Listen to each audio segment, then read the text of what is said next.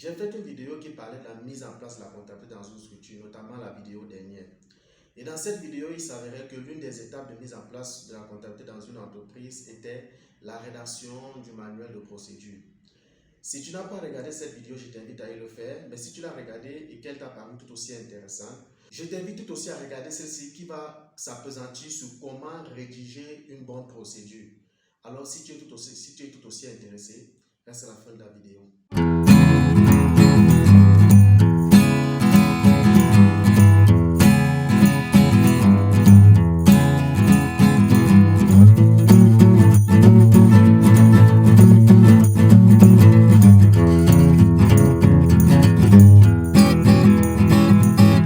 Salut à toi, bienvenue sur ma chaîne, bienvenue sur DT Consulting and Finance. Moi, c'est William Takoukan, contrôleur interne dans un établissement financier de deuxième catégorie de la place. Ici, je te parle de professionnalisme et de performance dans les métiers de gestion. Parce que je suis convaincu que c'est grâce à cela que nous pouvons faire une carrière professionnelle et même entrepreneuriale d'exception. Si tu es un passionné des questions de management comme moi, abonne-toi déjà à la chaîne, surtout active les cloches de notification, tu seras au courant de toutes nos vidéos, toutes nos publications et même toutes nos interviews qui vont davantage booster ta manière de penser par rapport au métier de gestion. Il est important déjà de dire que le manuel de procédure est un document qui rassemble toutes les procédures d'une entreprise. Une procédure en elle-même est un ensemble de process montrant le comment faire pour accomplir une tâche ou un processus. Ainsi, la procédure nous amène à répondre à la question du qui fait quoi et quand. Une bonne procédure nous fait éviter les erreurs, les pertes de temps, du gaspillage en énergie et surtout nous fait gagner dans la réduction des coûts. Ainsi, il faut donc dire qu'une procédure décrit les étapes et l'ordre à suivre de ces étapes. Pour être efficace, une bonne procédure doit être claire, bien précise, courte, concise et factuelle. Lorsque vous avez la sensation dans votre entreprise qu'un processus n'est pas connu par tout le personnel, qui demande une certaine rigueur, une certaine confrontation à la réglementation en vigueur, vous avez là le signe qui montre que vous devez de mettre sur pied une procédure encadrant cette tâche-là ou ce processus en question. Tout de même, si vous avez l'impression qu'il existe une manière de faire qui est mal compris ou qui est mal interprété par votre personnel ou le personnel des entreprises, ça fait aussi partie là des signes qui montrent que vous deviez, pour cette manière de faire, mettre une procédure sur pied. Tout en vous rappelant que, généralement, en termes de procédures, nous avons les procédures administratives, les procédures financières et comptables et les procédures techniques. Et très souvent, dans les procédures administratives, nous pouvons retrouver les procédures de fonctionnement et les procédures d'organisation. Je prends l'exemple d'un service comptable. Nous pouvons avoir les procédures d'organisation du service comptable, les procédures de fonctionnement du service comptable et même les procédures d'organisation de l'entreprise en général qui nous amènent à voir très souvent l'organigramme de l'entreprise. Donc dans cette procédure de fonctionnement, on est censé décrire comment va fonctionner le service en question.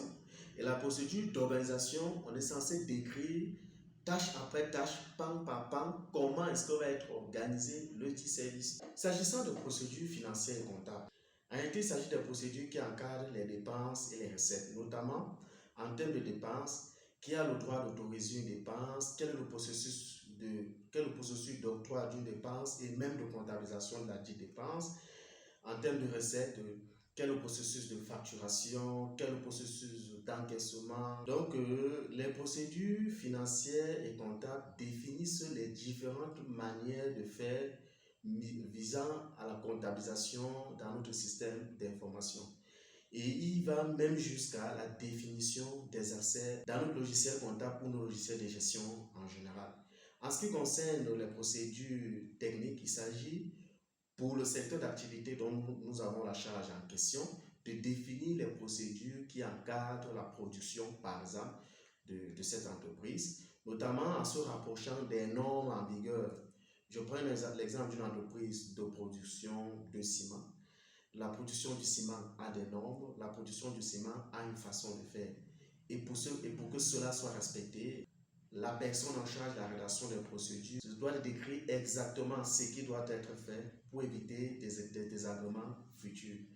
Donc, si nous devons parler en réalité des objectifs d'une procédure. Nous pouvons donc dire que la procédure fournit un cadre formel d'exécution des tâches administratives, financières, comptables et techniques. Ceci tout en restant dans le cadre de la norme et de la réglementation en vigueur.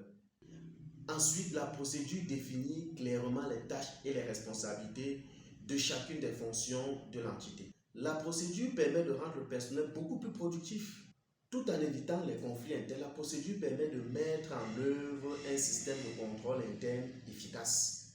Enfin, comme objectif, la procédure nous permettra d'avoir une meilleure organisation de l'entreprise. D'après tout ce qui a été dit, tout en vous rappelant que en termes de procédures, nous avons très souvent les procédures administratives, les procédures financières et comptables et enfin les procédures techniques. Je vais donc vous donner les 3 étapes de rédaction d'une bonne procédure. Il faut donc dire que pour écrire une bonne procédure, vous devez d'abord commencer par recueillir les informations. Ces informations peuvent se baser déjà soit sur votre expérience, si l'entreprise est en lancement, ou si la procédure n'est pas existante dans l'entreprise, ou alors peut se baser sur le questionnement des exécutants dans l'entreprise. Et de par les réponses qui vont en découler, vous aurez les éléments nécessaires pour pouvoir encadrer mieux l'activité ou mieux encadrer la tâche en question. En deuxième lieu, vous devez rédiger la procédure proprement dit. Et là, vous devez vous baser sur les mots-clés, sur les tâches séquentielles et surtout sur les numérotations. La tâche qui portera la première numérotation serait donc l'acte séquentiel qui passera avant tous les autres et ainsi de suite. Pour les jargons métiers, vous devez définir un glossaire bien adapté afin de permettre à tout un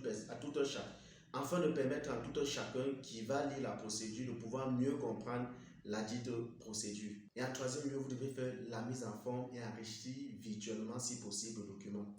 La mise en forme parce qu'une procédure se doit d'être bien lisible dans un format Word assez acceptable, assez visuel, permettant à tout un chacun de comprendre de quoi il s'agit.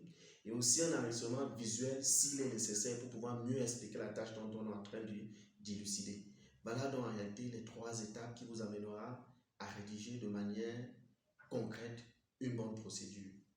Alors si tu as aimé, je t'invite surtout à mettre un pouce bleu, à partager massivement la vidéo afin que toute la communauté puisse être au courant et même que la communauté puisse s'agrandir.